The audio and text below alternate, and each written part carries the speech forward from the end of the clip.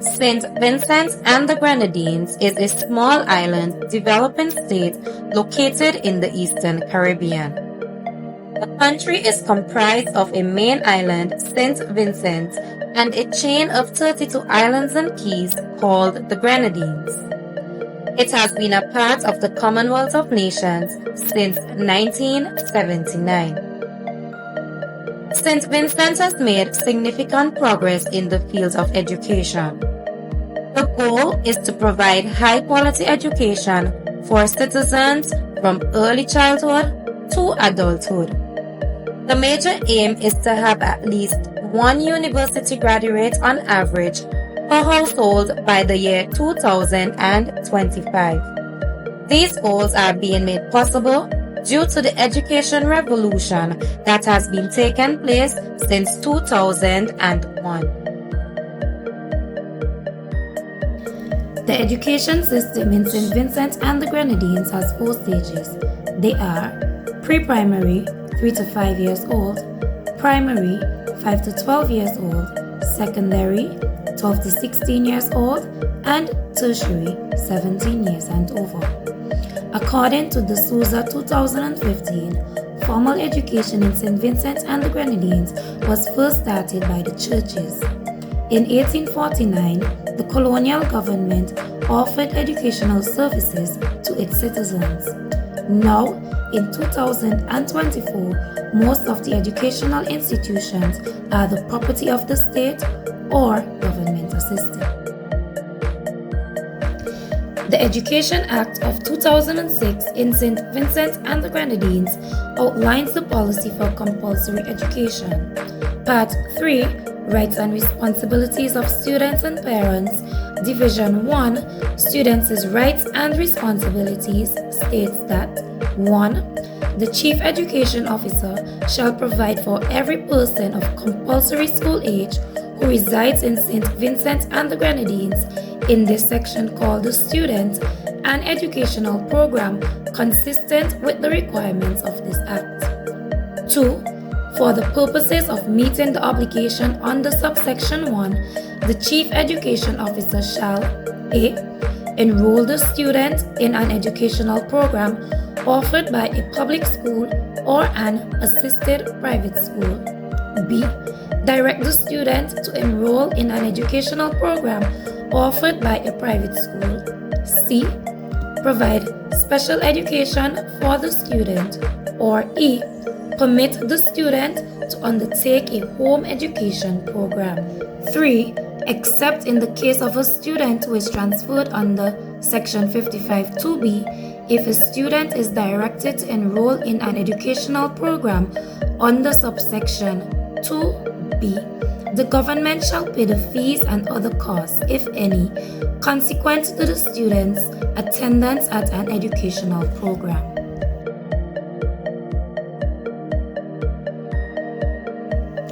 Compulsory education, as described by Smith 2020, is the legal mandate requiring children to attend school for a specified period or until they meet certain educational standards.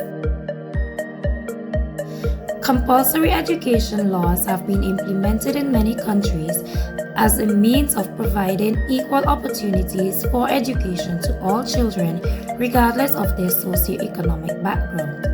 The government of St. Vincent and the Grenadines provides access to compulsory education to all citizens, ensuring universal access to education. This goal was achieved in 2001, and to drive this policy, various local, regional, and international strategies were implemented, including the Education Revolution and Education for All. The main objective of these goals and strategies is to eliminate illiteracy and help citizens overcome poverty. The government implemented the Education Revolution as a reform initiative to achieve educational goals and strategies. Its focus has been to improve access to education from early childhood to tertiary and to improve the quality of educational outcomes. This led to the improvements in school infrastructure, new school construction, and teacher training programs through scholarships for overseas studies. World Bank Fiscal Report for 2005 stated that between the years 1997 to 2003, St. Vincent and the Grenadines had the lowest rate of children attending pre-primary to tertiary education in the OECS. It stated that 65% of children attended pre-primary compared to 76% for the OECS. 54% of the primary continued to general secondary education compared to 69% for the OECS, and only 5% of the cohort enters tertiary education compared to 11% for the OECS. The Education Revolution Initiative addressed this by making education a top priority and providing universal access to secondary education by 2005 while expanding primary and tertiary education. The SUSE 2015 mentions that the Caribbean Development Bank funded poverty assessment completed in 1996 revealed that St. Vincent was lagging far behind regional and international counterparts in terms of its development. However, he also stated that conditions were worse prior to 1996 and only showed improvement after the implementation of the Education Revolution in 2001.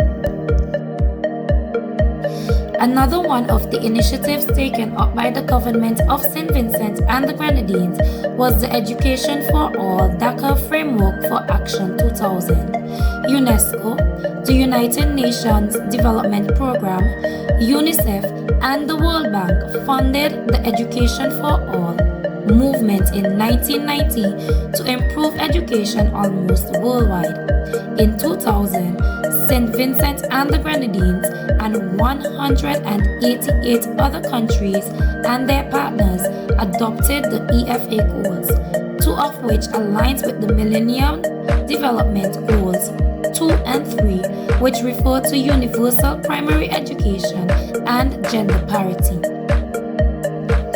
In St. Vincent and the Grenadines, the compulsory education law guarantees that everyone of compulsory school age receives an educational program irrespective of their situation.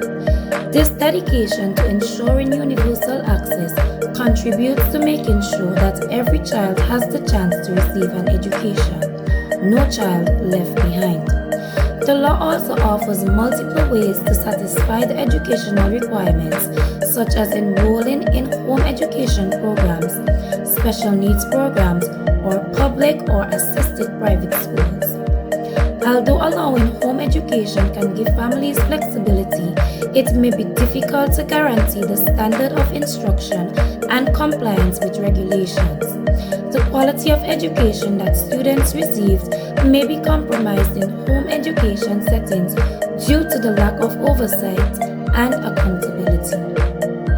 The law also proposes the option of allowing the government to cover tuition and other expenses relating to attending private schools, thus removing financial barriers and giving more students an opportunity to pursue an education.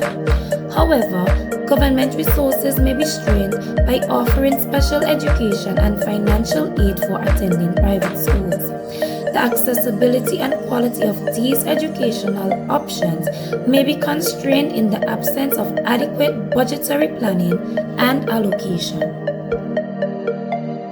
Although the goal of the right to compulsory education is to advance knowledge, literacy, and social integration, it has several impacts on schools in general and the teaching and learning process. To make sure that this law is followed, schools must keep a close watch on students' attendance. This entails accurately documenting tardiness, early departures, and absences of students. The government of St. Vincent and the Grenadines has truancy officers attached to schools to deal with matters concerning students' attendance. Compulsory education brings children from different backgrounds together in educational settings, encouraging social interactions. This promotes mutual understanding, empathy, and collaboration. Through these interactions, children get invaluable chances to share experiences, learn from each other, and hone the social skills necessary to thrive in a diverse society.